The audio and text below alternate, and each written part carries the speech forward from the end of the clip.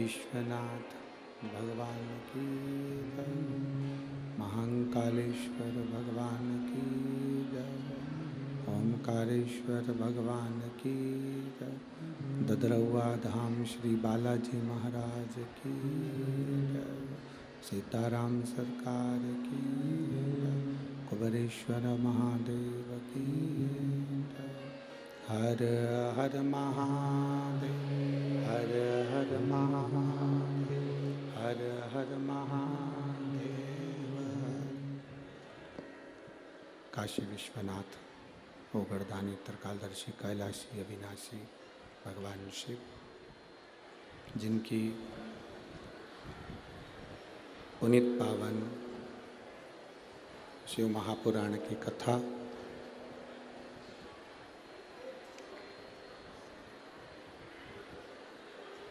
संपूर्ण विश्व के कल्याण हेतु बाबा देवादिदेव महादेव की कृपा से, करुणा से, उनकी उदारता से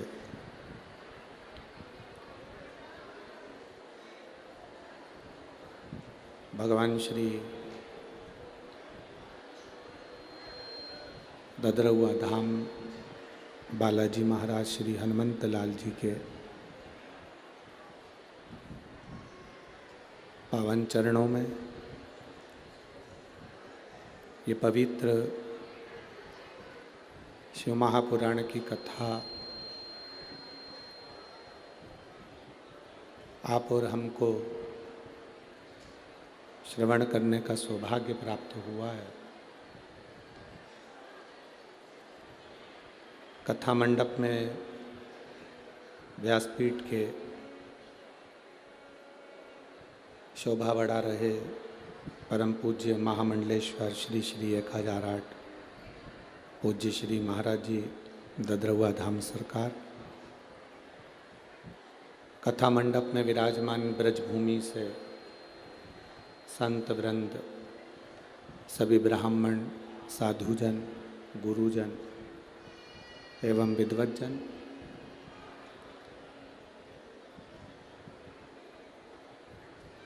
कथा मंडप में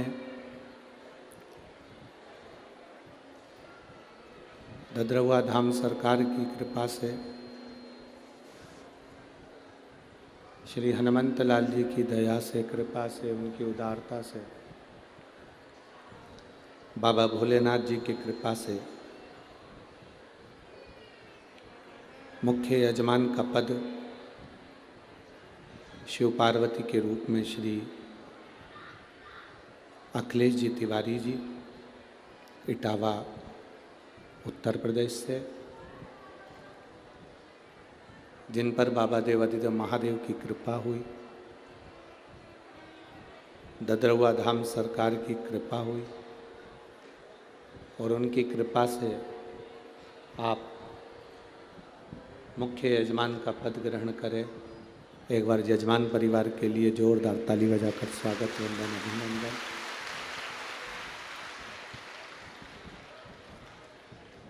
शिव की कृपा बिना, भगवान की दया के बिना, भगवान की करुणा के बिना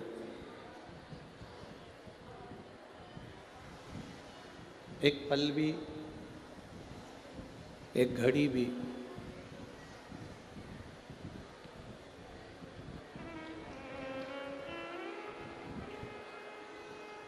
ऐसी नहीं जाती जिस घड़ी में, जिस पल में, जिस क्षण में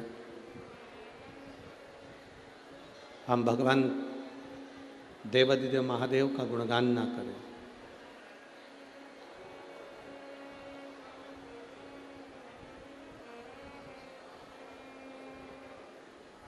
साढ़े 3 करोड़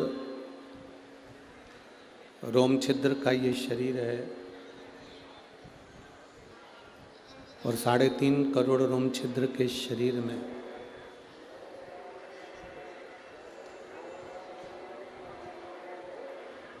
आप जितनी देर संसार सागर में, जितना समय आप रहें और संसार सागर में रहकर जितना भी आप भजन कर सके, आपका करा हुआ वो भजन आपके आने वाले जो जन्म हैं उन जन्म में सुख का अनुभव कराएंगे।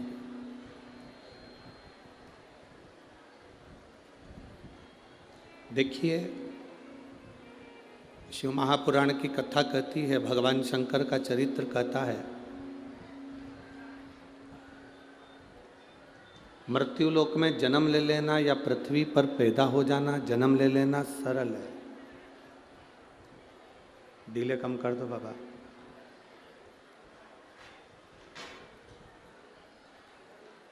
पृथ्वी पर जन्म लेना सरल है। आप थोड़ा सा पुण्य करिए, मृत्यु लोक में आपका जन्म हो जाए। कुछ अच्छा करने का प्रयास करिए, पृथ्वी लोक पर आपका जन्म हो जाए। पर शिव महापुराण की कथा कहती है, भगवान शंकर का पवित्र चरित्र कहता है, शंकर भगवान की पावन कथा कहती है, जन्म ले लेना सरल है, पर जन्म लेने के बाद भगवान की भक्ति करना, भजन करना, स्मरण करना ये कठिन। पर भगवान भी भगवान है, प्रभु भी प्रभु है।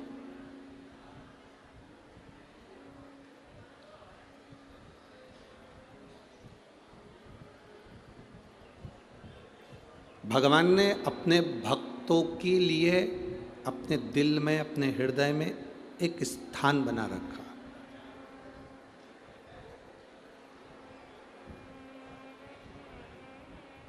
उस स्थान में जितने संत साधु गुरुजन जो भी जाते हैं वो भगवान के दिल में निवास करते हैं। किसी ने एक प्रश्न किया, गुरुजी जैसे हम आंवले का अचार डालते हैं, नींबू का अचार डालते हैं, केरी का अचार डालते हैं, मिर्चा का अचार डालते हैं, क्या ऐसा भगवान भी अचार डालते हैं?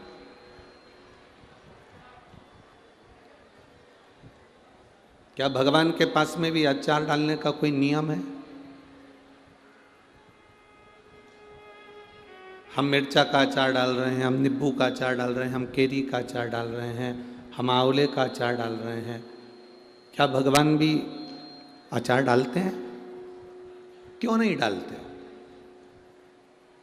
आप अच्छे अच्छे केरी को छाट कर, अच्छे अच्छे नींबू को छाट कर, अच्छे अच्छे आंवले को छाट कर, अच्छी अच्छी मिर्ची को छाट कर एक बरनी में डालते हो, मसाला डालते हो, तेल डालते हो और अचार बना लेते हो।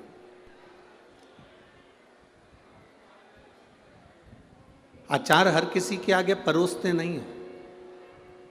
जो तुम्हारा प्रिय है उसकी थाली में तुम अचार दे देते हो, वो अचार खाता है, कोई चाट रहा है, किसी को मसाला अच्छा लगता है, किसी को फाँक अच्छी लगती है, किसी को अचार का तेल अच्छा लगता है, वो चाट रहा है।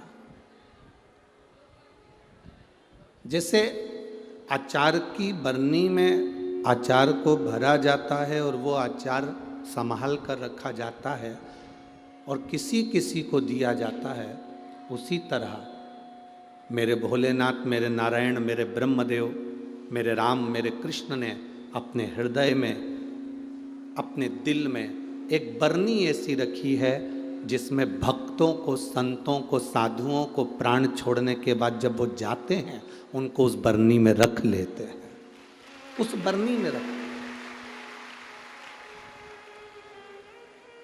अचार की बरनी में रखते हैं, अपने दिल की बरनी में रखते हैं और जब जरूरत पड़ती है तब वो अचार दिया जाता है। और अचार की एक फाँक निकाल कर फेंकी जाती है, दी जाती है, फिर वो अचार लोग चाटना चालू करते हैं। इस भिंड जिले में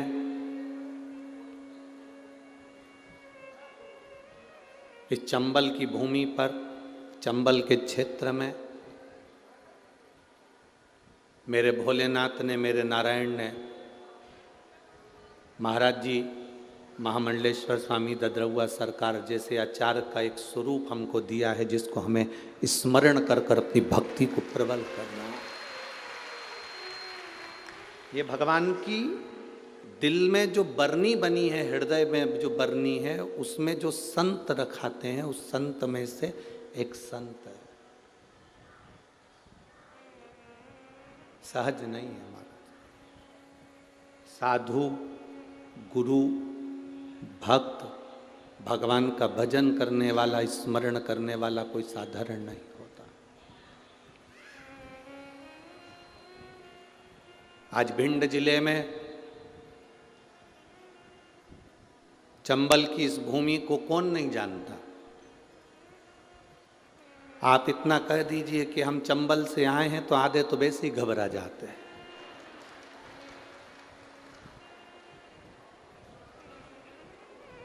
बस इतना कह दिया ना आपने कि हम चंबल से आए, उतने में लोग घबरा जाते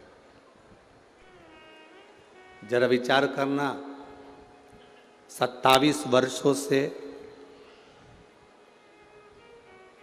गुरु महाराज की अपन शताब्दी वर्ष के आनंद के अंतर्गत ये 27 साल से उनके उत्सव को सीएपीए के रूप में अपन मना रहे हैं।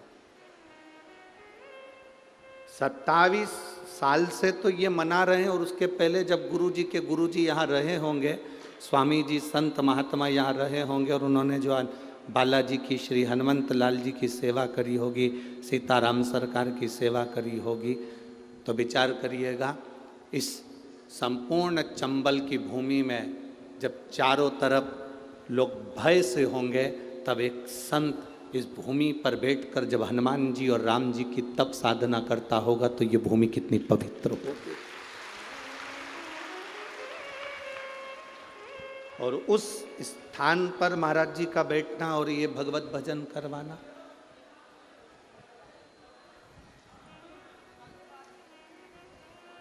आपको शायद मालूम नहीं है कथा करवाने में कितना टेंशन रहता है, कितनी चिंता रहती है। एक कथा करवाने में कितनी चिंता रहती है, कितना टेंशन रहता है। इतने भगत आएंगे, किसी को कोई परेशानी नहीं होना चाहिए। इतने भगत आएंगे, भोजन करेंगे। इतने भगत आएंगे, इनको रुकाना पड़ेगा। इतने भगत आएंगे, इनके लिए व्यवस्था करना पड़ेगा। कितनी व्यवस्था करना पड़ती। कोई भगवान का जो प्रिय होता है, जो भगवान का अति स्नेही होता है, अति प्रिय होता है, वही संत के रूप में जन्म लेता है और ये सारी व्यवस्थाएं करवाकर जीव मानस का कल्याण करता। वो सहजता नहीं है महाराज, सहजता नहीं है। और तेरी कृपा बिना ना हिले एक भी अणु, लेते हैं श्वास तेरी कृपा से तनु तनु। बखान क्या करूं मैं राखों के ढेर का, चपटी भभूत में खजाना कुबेर का। हे गंगाधार मुक्ति द्वार ओंकार तू, भोले ओंकार तू। आयो शरण तिया शंभु का।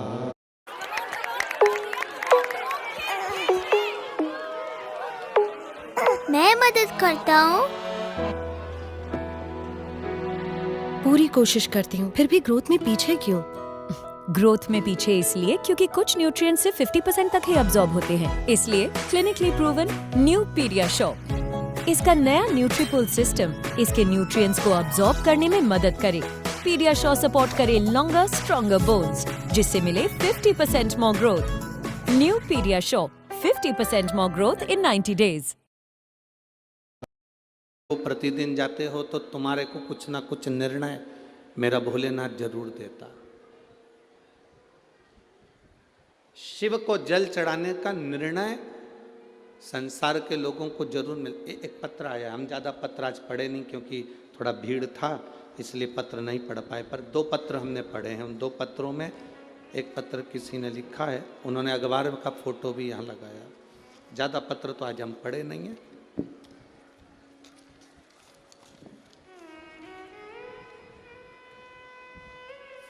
इस पत्र की सबसे पहली लाइन आप टीवी के माध्यम से और एलईडी के माध्यम से, टीवी पर और आपके सामने जो एलईडी लगी है उस पर देखेंगे। इस पर लिखा है, एक बेलपत्री का बल और 1 लोटे जल का फल। इस पत्र को जिसने लिखा है स्वर्णलता वर्मा, पति श्री राजेश वर्मा। कहीं बैठे हों, रंजना नगर, बाईपास रोड, भिंड, मध्य प्रदेश। मेरा मोबाइल नंबर ये है। कहीं बैठी हों तो हाथ हिला सकती हैं। अगर किसी ने ये पत्र लिखा है तो अगर कहीं बैठी हों तो हाथ हिला सकती हैं। स्वर्णलता वर्मा, पति श्री राजेश वर्मा, रंजना नगर, बाईपास रोड, भिंड, मध्य प्रदेश। कहीं बैठे हों तो हाथ हिला सकते हैं। आप ही हैं? हाँ, ऐसे हाथ हिला दो एक बार वापिस। ठीक है। श्री शिवाय नमस्तुभ्यम गुरुदेव। एक लाइन इन्होंने बहुत अच्छी और लिखी है, लुटा दिया भंडार काशी वाले ने, कर दिया माला माल काशी वाले ने। गुरुजी, शिव महापुराण को नमन करता हूँ। मेरी बेटी स्वप्निल वर्मा ने सिविल जज के लिए परीक्षा दी, 2021 में दी, पर उसका मेंस नहीं हुआ। बेटी बहुत उदास हो गई, आप लोग भी टीवी के माध्यम से और एलईडीओं के माध्यम से पत्र पढ़ सकते हैं। मेंस नहीं हुआ, बेटी बहुत उदास हो गई। मैंने उससे कहा कि बाबा पर भरोसा कर, अब तू एक काम कर, 1 लोटा जल और बेलपत्री शहद लगाकर बाबा को समर्पित करना प्रारंभ कर। गुरुजी, दुनिया के लोग हंसते होंगे कि बेलपत्री पर शहद लगाने से कोई फल मिलता है क्या? इस दौरान मैंने उससे बाबा से प्रार्थना करी, बाबा को नमन करा, कुबेरेश्वर महादेव का स्मरण करा। कथा पंडाल में बैठकर कथा श्रवण करी। दुनिया के लोग कहते हैं गुरुजी पंडाल में बैठकर कथा सुनने का फल क्या होता है? कोई मुझसे पूछे कि मैंने कथा सुनी अग्रवाल धर्मशाला में जाकर सीहोर में, और पशुपति नाथ का व्रत किया। बाबा का क्या बखान करूं गुरुदेव।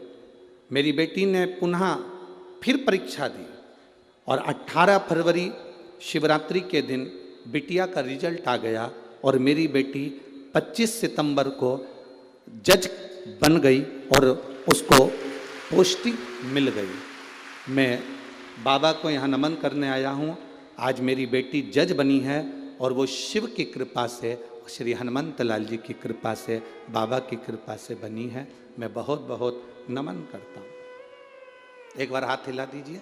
श्री शिवाय नमस्तुभ्यम। बधाई आपको बहुत बहुत, आपकी बिटिया को जज बनने की बधाई हो। बैठिए। शिव तत्व किसको कहते हैं? 1 लोटा जल भगवान की भक्ति का गुणगान, भगवत भजन खाली नहीं जाता। आप श्री ददरुआ धाम आते हैं, श्री बालाजी के दर्शन करते हैं, श्री हनुमंत लाल जी के दर्शन करते हैं, वहाँ प्रणाम करते हैं, नमन करते हैं, वो खाली नहीं जा सकता। इस पवित्र भूमि पर बैठकर आप भगवत भजन कर रहे हैं, वो खाली नहीं जा सकता। इतने संतों का आपको दर्शन हो रहा है, इतने गुरुजन का, इतने ब्राह्मण जन का आपको दर्शन हो रहा है, ये खाली नहीं जा सकता। कोई खाली नहीं। ए मेरी भिंड की जीजियों और मेरे जीजाओं, भले आपका बैग छोटा हो, आपका झोला छोटा हो, आपका पल्लू छोटा हो, पर मेरा महादेव बहुत मोटा है, देने में कमी नहीं रखता। तो देता है तो इतना देता है। देवता देते हैं पल्ला झाड़ के, और महादेव देता है छप्पर फाड़ के। वो सहजता में नहीं देता, वो देता है तो ऐसा देता है कि उसमें तुम्हारी भक्ति बस मूल है, तुम्हारा विश्वास मूल है।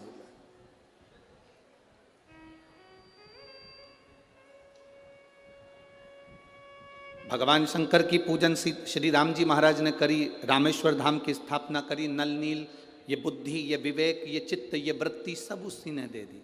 कहाँ दौड़ रहे हो? तुम्हारे पास में नल नील ऐसे बानर हैं जो राम नाम लिख के छोड़ेंगे, पत्थर का स्पर्श करेंगे और पत्थर तैर जाएंगे। तुम्हारे पास में वो बानर हैं जिनका स्पर्श करते से पत्थर तैर जाएगा। अब जरा विचार करना है आपको और हमको शंकर सुमन शिव महापुराण कथा का।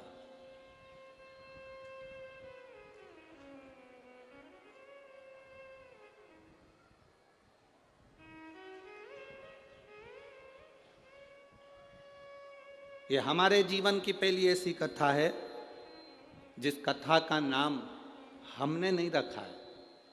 ये हमारे जीवन की पहली कथा है जिसका नाम ददरुआ सरकार ने रखा है, शंकर सुमन शिव महापुराण।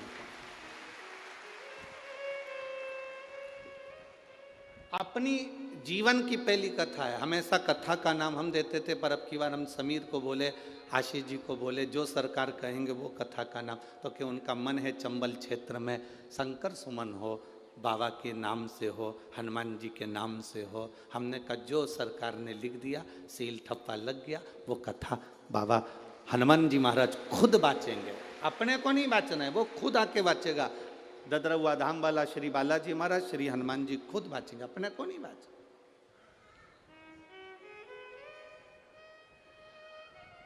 शिव कृपा जब होती है तब जीवन का एक आनंद प्रकट होता है।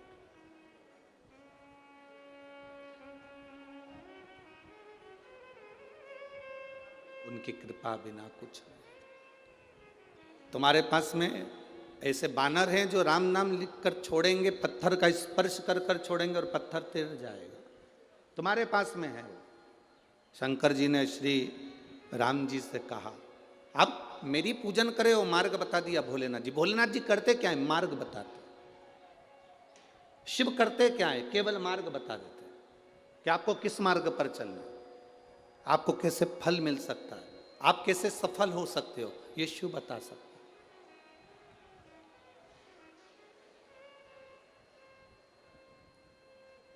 अब राम जी ने नल नील को बुलाया कि तुम्हारे पास में कोई ऐसी विद्या है। वो विद्या तुम्हें श्राप लगा था, क्योंकि तुम संतों के सामान को पानी में फेंक देते थे, वो डूब जाता था, तो संतों ने कह दिया जो भी चीज फेंकेंगे वो तैर जाएगा। कभी कभी श्राप भी दुआ का काम कर जाता है, श्राप भी आशीर्वाद का काम कर जाता है।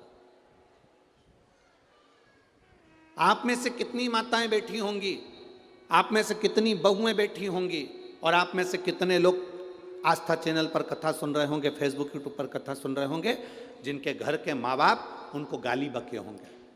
सास 24 घंटा बहुओं को कोसी भी होगी, गाली भी दी होगी, अपशब्द भी कहे होंगे, ताने भी दिए होंगे। पर कभी भविष्य पुराण को उठाकर पढ़ना, उस भविष्य पुराण में एक बात लिखी हुई है। आप अगर गीता प्रेस गोरखपुर की भविष्य पुराण पढ़ेंगे तो उसके 36वें नंबर के पृष्ठ को आप पढ़ सकते हो। भविष्य पुराण के अंतर्गत वर्णन किया, घर के बुजुर्ग, घर की माता, घर के पिता अगर क्रोध में आकर अपने बच्चे को, अपनी बहू को, अपने बेटे को, अपने पोते को, अपनी पोती को गाली भी दे देते हैं, अपशब्द भी कह देते हैं, तो घर के बुजुर्ग के मुख से निकली हुई गाली भी आशीर्वाद का काम कर जाती है और उसका कल्याण कर देती है। अब आप में से कई ऐसे भी होंगे, अगर सास ने गाली बकी तो तुम पलट कर गाली बक दिए, उसने अपशब्द कहा, तुमने अपशब्द कह दिया। जरा विचार करिए, द्रौपदी के सोते हुए 5 पुत्रों का वध कर दिया था अश्वत्थामा ने, और द्रौपदी के सोते हुए 5 पुत्रों का वध जब अश्वत्थामा ने करा तो भीम ने पकड़कर द्रौपदी के सामने अश्वत्थामा को खड़ा कर दिया, और भीम ने द्रौपदी के हाथ में तलवार देकर कहा, ले द्रौपदी इस अश्वत्थामा का सिर काट दे। द्रौपदी इस अश्वत्थामा का सिर काट दे। द्रौपदी कहती नहीं, मैं अश्वत्थामा का सिर नहीं काट सकती। द्रौपदी, इसने तेरे पुत्रों को मारा, तू इसको मार दे। द्रौपदी हंसकर बोली, स्वामी इसने मेरे बेटे को मारा तो क्या मैं इसको मार दूंगी? कोई कुत्ता, कोई श्वान हमको काटेगा तो हम क्या कुत्ते को काट लेंगे? इधर होता है क्या ऐसा? जम के तो बोलो। नहीं, कुत्ता हमें काटेगा तो हम कुत्ते को नहीं काटते, सांप हमें काटेगा तो हम सांप को नहीं काटते। जब कुत्ता हमें काटा तो हम कुत्ते को नहीं काटते, सांप हमें काटे तो हम सांप को नहीं काटते, बल्कि हम उपचार कराते हैं, इंजेक्शन लगवाते हैं, दवाई गोली लेते हैं, पर हम उसे काटते नहीं हैं। उसी तरह जब घर के बड़े, सास हो, ससुर हो, बड़े हो घर के, वो तुम्हें अपशब्द कहें, गाली दें, आड़ा टेढ़ा कहें, तो हम पलट कर क्यों गाली दें, हम पलट के क्यों जवाब दें? तो ये तो वही हाल हो गया ना कि कुत्ता हमें काटा और हम कुत्ते को काट गए, सांप हमें काटा और हम सांप को काट गए। ना ना, शिव महापुराण की कथा कहती है ये सब दूर हटो। अगर तुम्हारे घर के बुजुर्गों ने तुम्हें अपशब्द कहा, तुम्हारे घर के बड़ों ने तुम्हें अपशब्द कहा, तुम्हारे घर के बुजुर्गों ने तुम्हें ताना दे दिया, आड़ा टेढ़ा कह दिया, गाली दे दी, अपशब्द कह दिया, कोई बात नहीं। घर के बुजुर्गों की गाली भी, अपशब्द भी कभी कभी हमारे जीवन को मार्ग बना देती है। ये नल नील के साथ हुआ। नल नील को श्राप दे दिया संतों ने। हम तुम्हें श्राप देते हैं, छोटे छोटे से नल नील संतों का सामान उठाकर पटक देते थे, संतों का सामान पानी में डाल देते थे, उनके पलंग, उनके गादी, तकिया, जो भी सामान होता था, उनका कुशा वगैरह सब पानी में डाल देते थे। तो संतों ने श्राप दे दिया, तुम जो चीज पानी में डालोगे वो तैरेगी, वो डूबेगी नहीं। अब उनका श्राप आशीर्वाद हो गया, राम जी के लिए उनका श्राप आशीर्वाद हो गया। और आशीर्वाद यह हो गया कि वो राम नाम लिखे पत्थर फेंके गए और वो तैरने लगे। वो तैर रहा है। अब पत्थर तैरना चालू हो गए, पुल बन गया।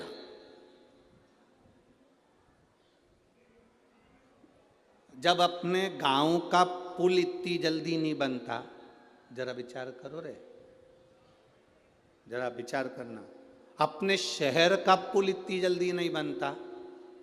लोग मंच पर आकर माइक पकड़ पकड़ कर जरूर कह देते हैं। तो किसी ने कहा नेताजी ये वाला पुल बना दो, बस बन जाएगा। नेताजी ये पुल बना दो, बन जाएगा। नेताजी ये पुल बना दो, बन जाएगा।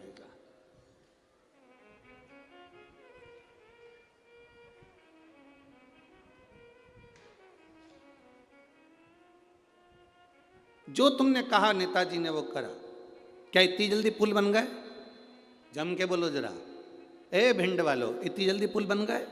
जो बोले थे वो पुल बन गए इतनी जल्दी? नहीं बन पाते। राम जी का पुल इतनी जल्दी कैसे बन सकता है?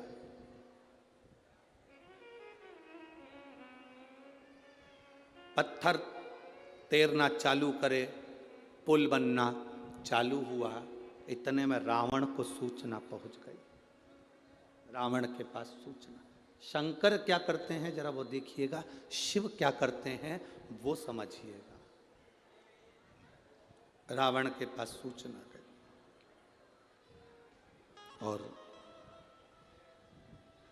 जैसे ही रावण के पास सूचना पहुंची,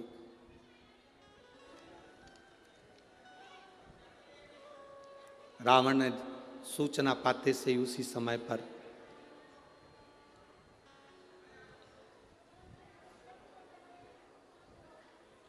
रावण के 3 पत्नियां थी। कितनी पत्नी थी? 3। 3 पत्नी से 7 लड़के थे। 3 पत्नी से 7 लड़के थे और एक रावण की लड़की थी जिसको स्वर्ण मच्छा कहा गया। अब आप कहेंगे गुरुजी ये कौन सी रामायण में से लिया गया है? तो आप अगर स्मरण करेंगे तो ये रामकेर रामायण, रामकेर रामायण का ये एक प्रसंग, बड़ा सुंदर प्रसंग है। महाराज, थाई और कंबोडिया में ये रामायण का बड़ा प्रचलन है वहां पर। तो रामकेर रामायण में लिखा, रावण की 3 धर्म पत्नियां थीं। उन 3 धर्म पत्नियों के 7 लड़के थे। 7 लड़कों में एक बहन थी जिसका नाम था स्वर्ण मच्छा, जिसको कहते थे स्वर्ण परी।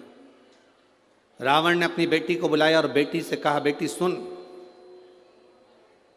तू स्वर्ण परी है, मेरी बेटी है, तुझे मालूम है राम नाम लिखे पत्थर तैराए जा रहे हैं और पुल बांधा जा रहा है। कुछ ऐसा कर दे कि वो पुल ना बंधे।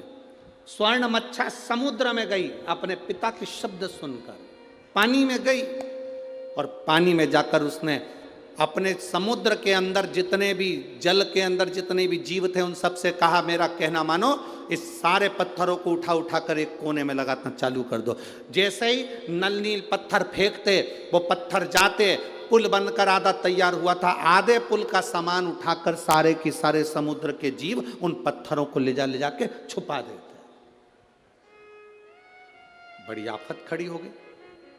अब जब आफत खड़ी हुई तो लक्ष्मण जी ने, लखनलाल जी ने तुरंत उसी समय पर श्री हनुमंत लाल जी को बुलाया और हनुमंत लाल जी को बुलाकर कहा, श्री हनुमान जी महाराज ये बताओ कि ये पत्थर इतने तेराए जा रहे हैं, इतने पत्थर तेरा रहे हैं, ये पत्थर सब जा कहाँ रहे हैं?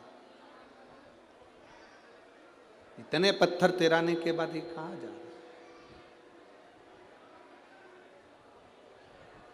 ये पत्थर कहाँ जा रहे हैं? कहा महाराज जी पता नहीं ये पत्थर जा कहाँ रहे हैं, ये पत्थर पहुंच कहाँ रहे हैं। अब विचार किया गया कि आखिर ये पत्थर कहाँ जा रहे हैं। हनुमान जी महाराज बस पानी में कूदने वाले थे, पानी में कूदने वाले थे, इतने में देव अधिदेव महादेव उस समय पर प्रकट हो गए और भगवान शंकर ने कहा हनुमान तुम्हें कहीं जाने की जरूरत नहीं है, रावण की लड़की है स्वर्णमच्छा जो कि इस पानी में जाकर जीवों के साथ इन पत्थरों को लेकर एक कोने में एकत्रित कर रही है, इसलिए पुल नहीं बन पा रहा। आप आज्ञा करें मैं क्या करूं, आप आज्ञा करें मैं क्या करूं। तब भगवान शंकर ने कहा तुम्हें कुछ नहीं करना, केवल तुम्हें करना कुछ नहीं है, केवल एक काम करना, अपनी जो गदा है उसको जल में छुआ देना, केवल जल में छुआ दो। हनुमान जी की गदा का नाम क्या था?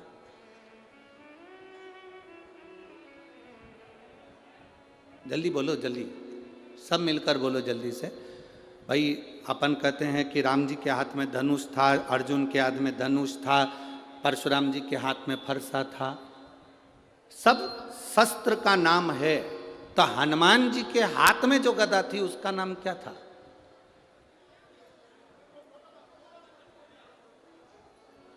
उस गदा में ऐसा क्या था जो हनुमान जी के हाथ में थी? हनुमान जी के हाथ में जो गदा थी उस गदा का नाम क्या था? उसका नाम था कुमोदकी। कौन सी गदा थी वो? जम के बोलो जरा, सबको याद होना चाहिए, कभी कोई प्रश्न करे तो आपके जीवन में वो उत्तर आपके सामने हो। कुमोदकी उस गदा का नाम था जो हनुमान जी के हाथ में थी, उसको कुबेर ने दिया था हनुमान जी को, शिव जी के कहने पर।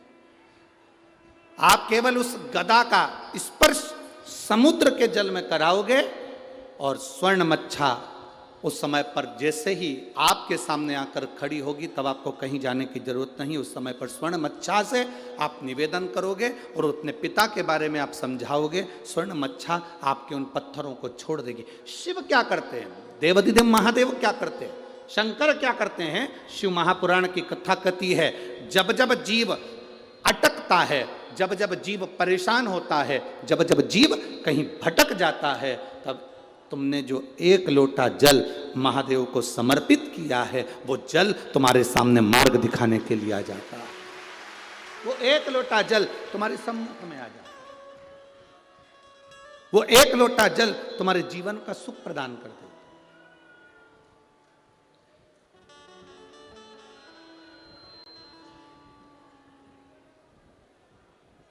महाराज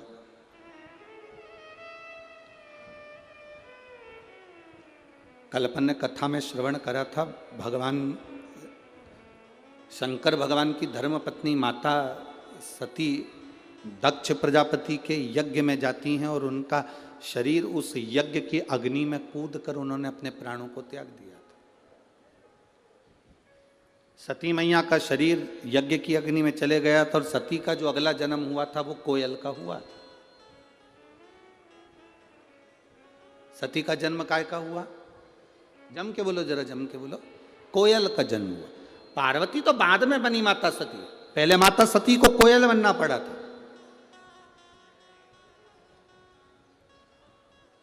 और कोयल बनकर माता सती घूमती रही, भ्रमण करती रही, भ्रमण करती रही। भ्रमण करते करते कोयल बनी माता सती।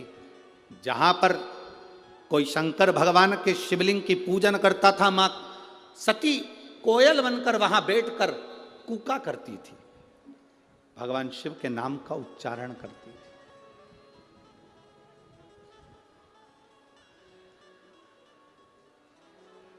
अब किसी ने एक प्रश्न किया, गुरुजी भगवान शंकर की पत्नी थी माता सती, तो उनको कोयल तो बनना नहीं था, वो कोयल क्यों बनी? शिव महापुराण की कथा कहती है, जब दक्ष प्रजापति यज्ञ कर रहे थे, अगर सती को प्राण त्यागना था तो कहीं दूसरी जगह जाकर त्यागती चल जाता, पर सती ने प्राणों को त्यागा तो उस यज्ञ की कुंड की अग्नि में त्यागा। कोई साधु, कोई सन्यासी, कोई तपस्वी, कोई साधक, कोई उपासक, कोई संत, कोई ब्राह्मण, कोई गृहस्थी भी अगर कोई अच्छा कार्य कर रहा है, कोई तुम्हारे नगर में, तुम्हारे गांव में, तुम्हारे क्षेत्र में, तुम्हारे इस परिवार में कोई अच्छा काम कर रहा है, उसमें कभी अड़चन मत डालो। अगर अड़चन डालते हो तो अड़चन डालने वाला एक ना एक दिन पक्षी का जन्म पाता है, पक्षी का जन्म उसको लेना ही पड़ता है।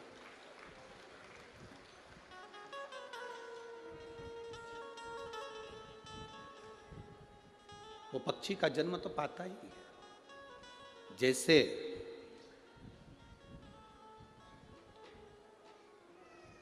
84 लाख योनियों में 20 लाख योनि पेड़ पौधे की है।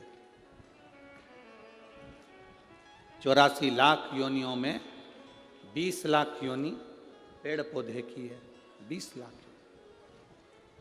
अब वो 20 लाख योनि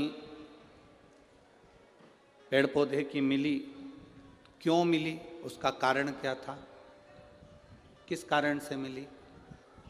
केवल एक कारण था पेड़ पौधे की योनि पाने का, कि आप अपने आसपास में जितने वृक्ष लगे रहते हैं, जितने पेड़ पौधे लगे रहते हैं, जितने वृक्ष लगे रहते हैं, उन वृक्षों को आप काटते हो, तोड़ते हो, बेकार कर देते हो, तो वो वनस्पति का जो देवता है वो भी आपको वृक्ष बनने का, पौधा बनने का श्राप देता है। हमने एक बात पहले भी कथा में कही, अगर यहाँ भिंड की जीजियों ने सुनी होगी तो उनके स्मरण में होगा। बेलपत्री का पत्ता बेलपत्री के वृक्ष से तोड़ लो, उतार लो, मना नहीं है। तुलसी का दल तुलसी के पौधे से उतार लो, मना नहीं है। पीपल का पत्ता पीपल के वृक्ष से उतार लो, मना नहीं है। आंवले का पत्ता, आंवले का फल वृक्ष से उतार लो, मना नहीं है। पर इतना शिव महापुराण की कथा कहती है कि बेलपत्री का वृक्ष की डाली नहीं टूटना चाहिए, आंवले के वृक्ष की डाली नहीं टूटना चाहिए, तुलसी के पौधे की डाली नहीं टूटना चाहिए। ये डाली अगर टूटती है तो जीव कितना भी दान करा हो, कितना भी पुण्य करा हो, कितना भी सत्कर्म करा हो, वो सब व्यर्थ चले जाता है, उसका कोई फल नहीं मिलता। आपको अगर बेलपत्र की जरूरत है, आप बेलपत्र लिए और बेलपत्र की आपको जरूरत है, आप डाली में से बेलपत्र तोड़ो ना।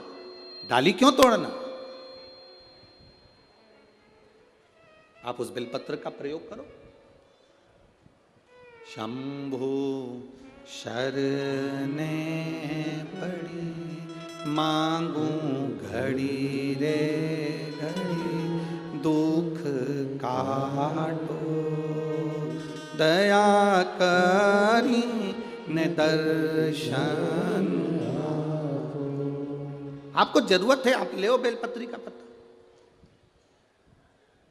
एक बेलपत्री के पत्ते में क्या औषधि है, जिस दिन आप जान जाओगे उस दिन बेलपत्री के पेड़ को कभी नहीं तोड़ोगे। हां, बेलपत्री का वृक्ष सूख गया, हरा नहीं रहा, पत्ते नहीं है, हरापन नहीं है, पूरा सूख गया। बेलपत्री के वृक्ष को बजा कर देखो, पूर्ण तरह से अगर सूख गया है, तब उसकी जो जड़ निकाली तुमने, उस जड़ को निकालकर इधर उधर फेंकना नहीं, उसका चंदन बनाकर एक मुठिया बनाकर तैयार रखो।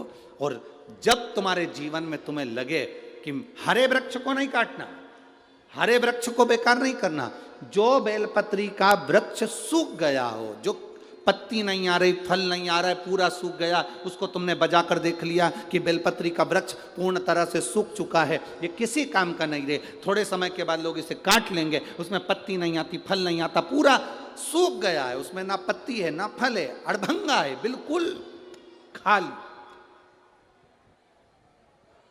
उस बेलपत्री के वृक्ष की जड़ को, उस तने को, उसको निकाल लो और उसकी एक अच्छी मुठिया बनाकर तैयार रखो। उस मुठिया को तुम्हारा मन पड़े जिस दिन तुम्हारे पास में चंदन घिसने का सिलवट्टा हो, उस पर घिस कर उस चंदन को एकत्रित कर कर एक प्रदोष, एक शिवरात्रि हर महीने आती है, प्रदोष हर महीने आती है, सोमवार की अष्टमी 2-2, 3-3 महीने में जरूर आती है।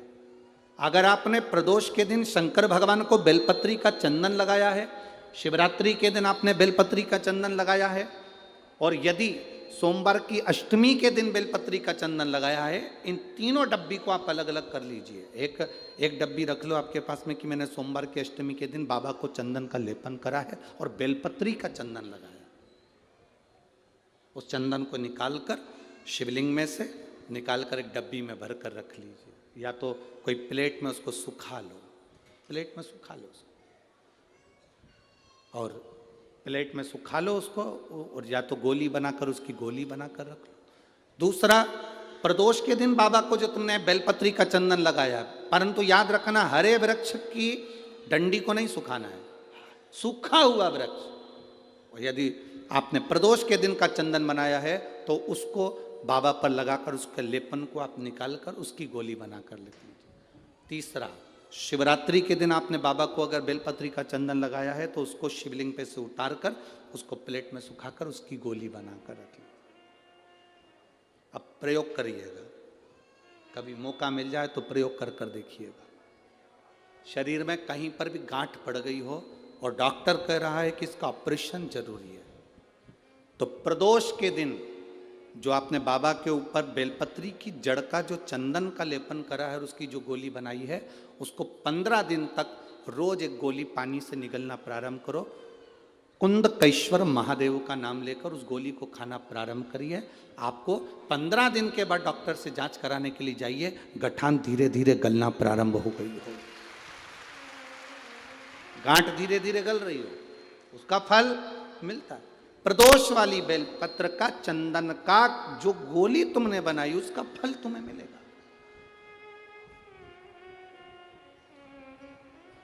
अब सोमवार की अष्टमी के दिन का जो चंदन है, बाबा को जो तुमने बेलपत्री का चंदन का जो लेपन करा है, देखिए डॉक्टर हनुमान जी के यहाँ पर ये कथा चल रही है।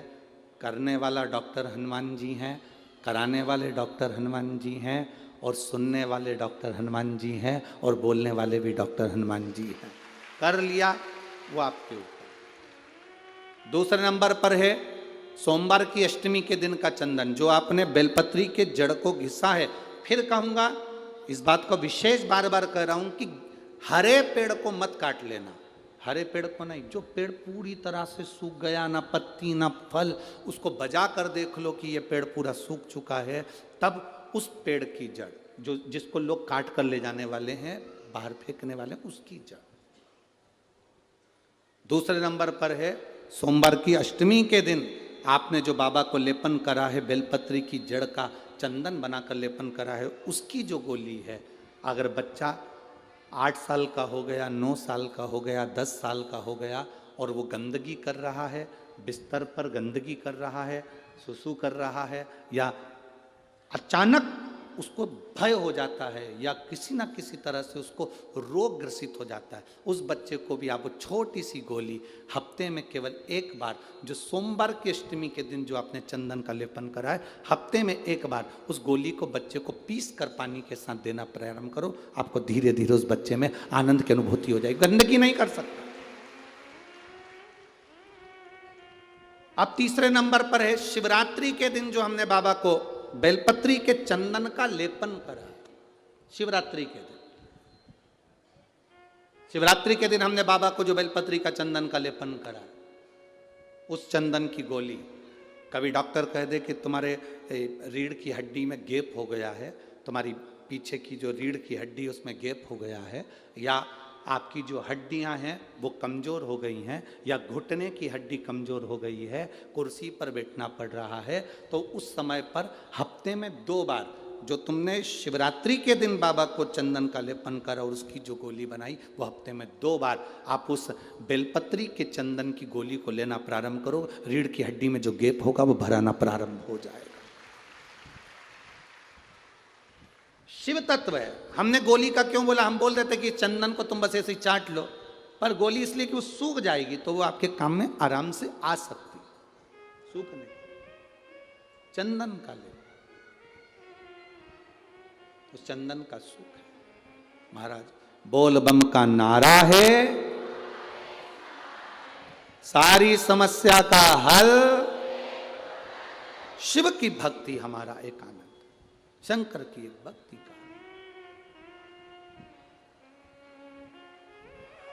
सती मैया स्वयं सती, सती मां। अब सती को कोयल बनना पड़ा, सती को कोयल,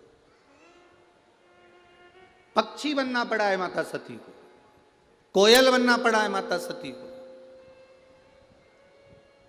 और सती कोयल बनी। अब कोई कहे कि गुरुजी क्या पक्षी भगवान शंकर का भजन करते हैं? क्या पक्षी भगवान शिव का स्मरण करते हैं? क्या पशु भगवान शंकर का भजन करते हैं? कहीं मत जाओ, एक बार रामायण को उठाकर देखिए। अहि रावण पाताल लोक का स्वामी था, पाताल लोक उसके कब्जे में था, अहि रावण के कब्जे में पाताल लोक। शंकर सुमन शिव महापुराण की कथा सुन रहे हो, इसलिए इस प्रसंग को हम लोग ले रहे हैं। हनुमान जी से जुड़े हुए प्रसंगों को जोड़ते हुए इस कथा का लाभ अपन ले रहे हैं। क्या पशु पक्षी भगवान शिव का भजन करते हैं? क्या पशु पक्षी भगवान शंकर को जल चढ़ाते हैं? क्या पशु पक्षी भगवान शंकर का गुणगान करते हैं? क्या पशु पक्षी भगवान शिव की स्तुति करते हैं? कोई एक देवता का नाम बता दो जिस देवता का नाम पशु से जुड़ा हुआ हो। केवल एक ही देव है, वो देव अधिदेव महादेव है, जिसको पशुपति नाथ कहा जाता है, जो पशुओं का भी देवता है, जिसको पशुपति नाथ कहते हैं, जो पशुओं का भी देवता, पशुओं का।